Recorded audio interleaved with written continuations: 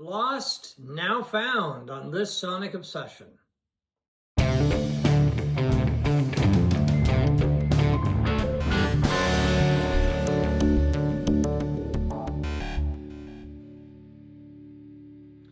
Hi folks, I'm John Whidden. Beside me is Steve McLeod, and welcome to this Sonic Obsession.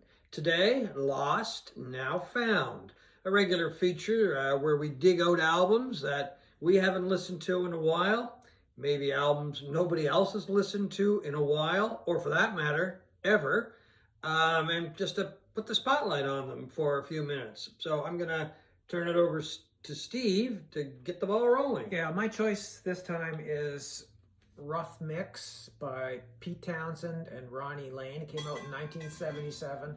This is an album that really should have been a lot better received than it was. It's an absolutely fantastic album. It's one of my favorite albums of the 70s, and definitely would probably be, if we did a thing on underrated albums that should have been bigger, this is one. It's a collab between Pete Townshend, obviously, the great guitar player and songwriter for The Who, and Ronnie Lane, the great bass player and sometimes songwriter and sometimes vocalist for Faces. And Small Faces. Small Faces before that in the 60s. And this is just an incredible album of great rock songs with touches of country, Celtic folk, whatever. There's some orchestration in it. There's horns in it. It has everything in this album, and it just amazes me that you never see it on top 10 lists of the 1970s, or any lists, or top 1 million. I've never seen it anywhere. No, it's one of those albums that when people talk about it, they always have high praise for it. Yeah.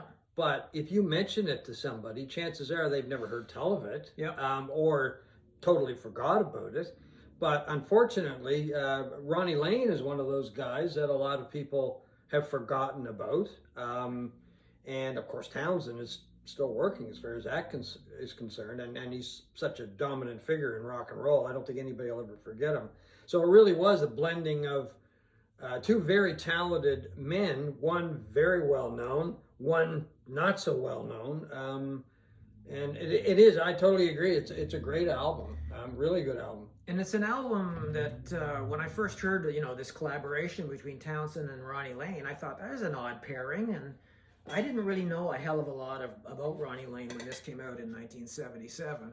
And it all started with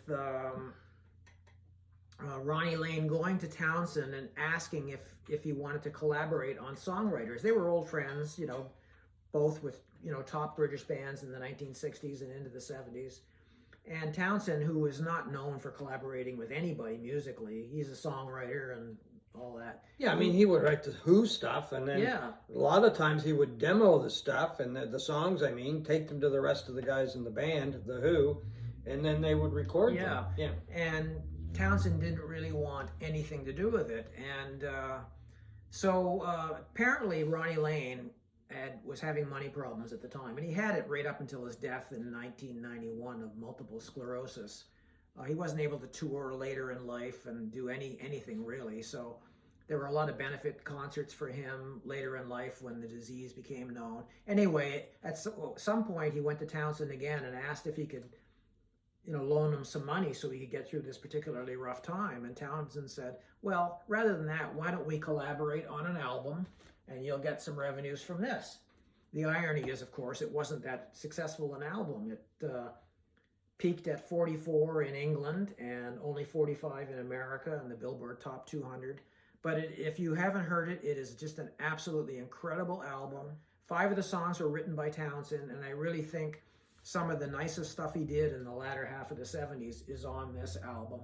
Ronnie Lane wrote 2 of the songs, and he did, including one called Annie, which is the great Celtic folk song. Just an absolutely beautiful song that Eric Clapton plays a wonderful acoustic guitar on. And they do get a lot of help from a lot of heavy hitters. Charlie Watts of the Rolling Stones plays drums on one of the on 2 of the songs actually. Ian Stewart, who toured with the Stones, on piano is on one song. Buzz Burl of Bad Company and King Crimson plays bass on a couple of tracks, as does free bass player John Rabbit Bundrick. He played keyboards too, because he Yes. played with the Who, Rabbit Bundrick, I mean, Yeah. from time to time. Clapton plays lead guitar on Rough Mix, which is an instrumental, acoustic on Annie, Dobro on two tracks, April Fool and Till the Rivers Run Dry, which is just an absolutely fantastic song. It is one of the best sounding albums from the 70s, I think. You know, Glyn Johns, who did a lot of work with the Who, produced this album. He worked with a lot of British groups. I mean, Humble Pie. He did some work, I think, with the Stones. Yeah. Probably the Faces. I think Glyn Johns even produced the Faces. And he's one of those names that if you look on the back of albums from Britain, Great Britain, all through the 70s, chances are his name will pop up. Yeah, it's a fantastic sounding record. These are fairly common in used record stores. I see copies of this all the time. It's hard to find. Yeah, I see it a lot too. It's hard to find clean copies. I have a couple of ones, but they're not as clean as I would like, so I'm always searching for a better version. There was, you know, there's been a recent re-release of Townshend's solo albums, and it includes Rough Mix, done by Abbey Road, half-speed mastering. I have not heard good reviews on the Rough Mix reissue that they did recently. So I would advise anyone to try to find this in a used record store. It is worth the searching for. Just an absolutely fantastic album, and an album that should have been bigger than it was. Just another note on Ronnie Lane. The Faces, one of my favorite bands, I think one of the great rock and roll bands of all time. They recorded a song, Ooh La La, which you hear a lot now. Mm-hmm. I find I hear it not so much on the radio, but it's used a lot for commercials. I even find it when I'm walking through malls and stuff like that. Ronnie Lane wrote that song, and probably there's a windfall of cash now for it, because as I say, I do hear it a lot. And it is on the Faces album, Ooh La La, which is either just been released or will be released as part of Rhino's High Fidelity series. Yes, it's the next one of two that are coming out. Yeah, it is a tremendous album. I highly recommend. This is kind of getting away from Lost Not Found, but it's another one that's a treasure. And I'm even thinking about picking up a copy, even though I have a relatively new copy, because it is so good. And the Faces were just such a good band. I mean, and Ronnie Lane kind of added that softer touch to the band.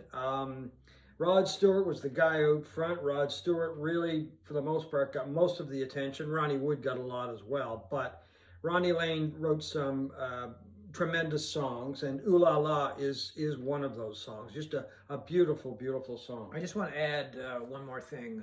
It took 10 months to record this album in Olympic Studios in London, and during that time, Lane was diagnosed with multiple sclerosis during the recording of this album, and his health failed and went downhill over the years, and he died in 1991. Yeah, and he actually ended up moving to Austin, Texas. I believe that's where he spent his final years. And actually, Ian McLagan, who was also a member of the Faces, ended up in Austin, Texas as well. They were both living there at the same time. My choice is, you know how much I like Warren Zevon. Mm-hmm. I do. Well, this is a Warren Zevon album. Actually, it's two albums. And it came out, actually the vinyl came out after a two CD package came out. I think the CD package came out in 2007, if I remember correctly. I'll just check my notes here. Yeah, 2007. And then this came out a few years later. I'm not sure of the date. I've seen conflicting dates for this. 2021, and I've seen 2022. Somebody even said 2024. Anyway, I think this says 2021. On this it says 2021. Anyway, it is called Preludes, Rare and Unreleased Recordings. That wasn't a record store day release. I think it was. Yeah, that's the other thing. I see it associated with Record Store Day as well, 2022. Yeah, I thought so. So there's a little confusion there. It doesn't really matter what year it came out. It did come out on CD first.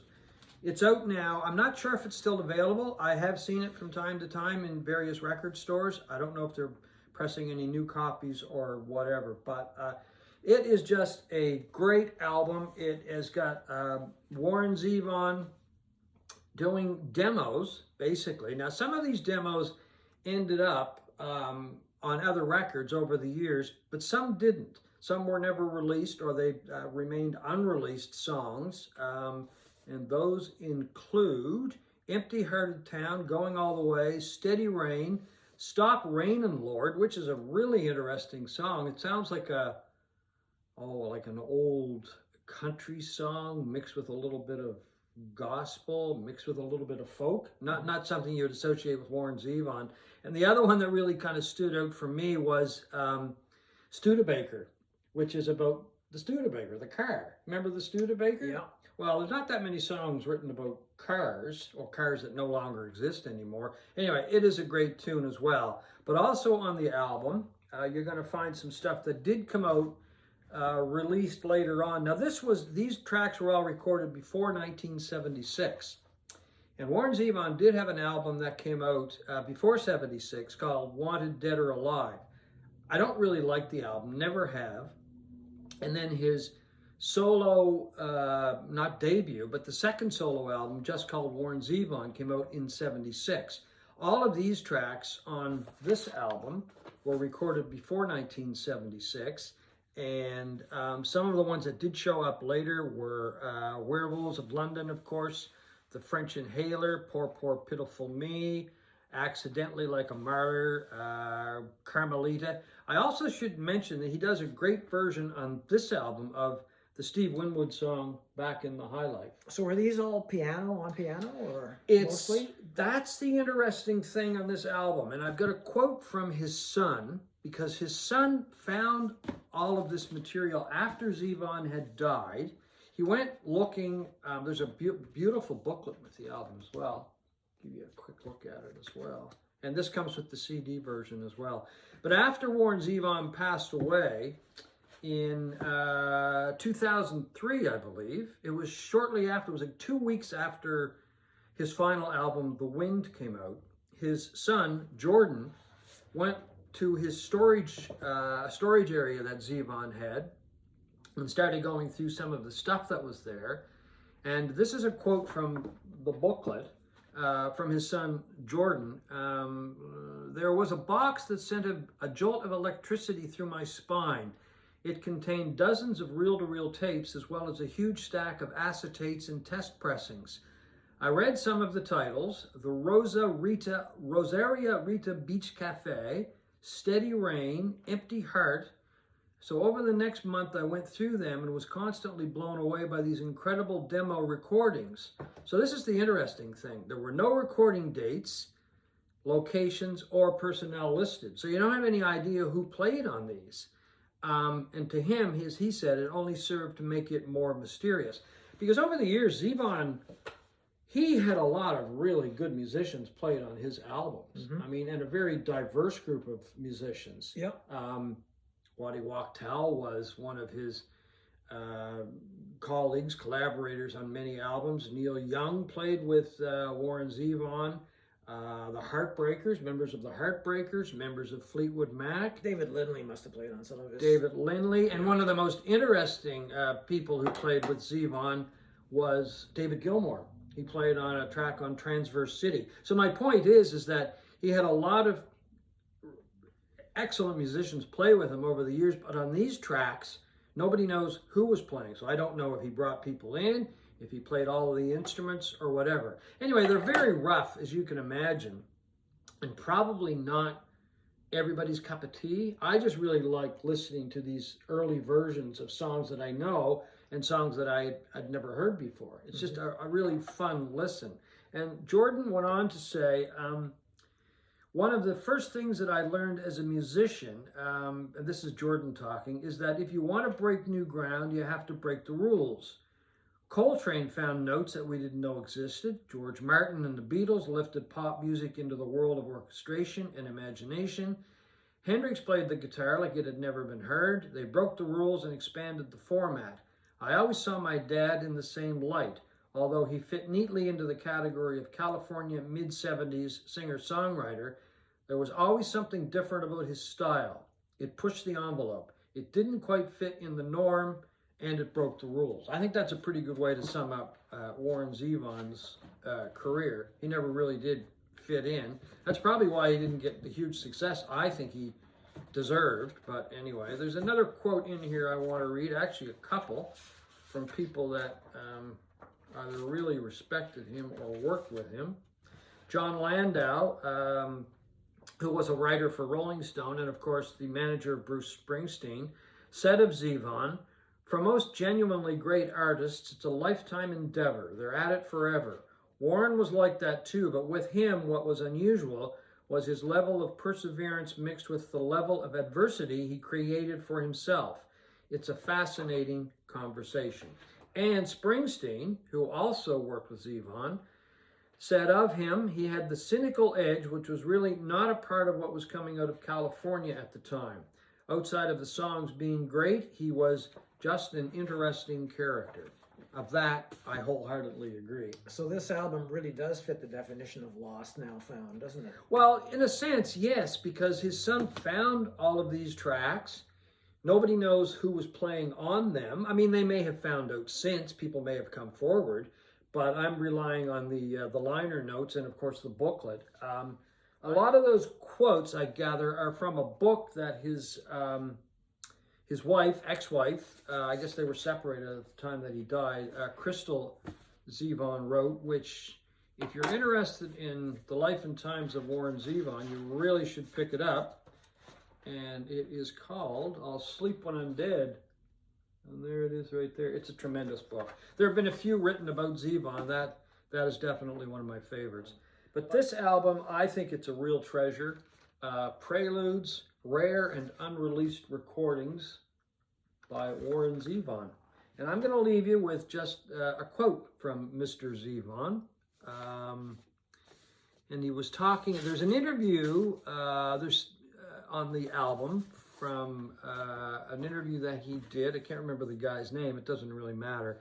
But they talked about a bunch of different things. But when it comes to the field of songwriting, Zevon says, there isn't a section for fiction and a section for nonfiction. It's all mixed together. And I think that's just an amazing quote from, I think, one of the great songwriters who ever lived. And he does get a little bit of attention every once in a while, but unfortunately seems to have been forgotten for the most part. David Letterman was a huge fan of Warren Zevon. In fact, as Warren Zevon was dying, he was on Letterman for the full show one time. He dedicated the whole show to Zevon. Yeah. So anyway, folks, that is our look at a couple of albums that we both really like that you may not have heard about. Hope you pick both of them up or at least give them a listen. And thanks for watching, but leave a comment or two. Let us know what you think of not so much just these albums that we're talking about, but even the artists. Ronnie Lane, Pete Townshend, Warren Zevon, any of the people that we mentioned while we were talking through this show. Really anxious to hear from you to see what you think. So thank you for watching this Sonic Obsession.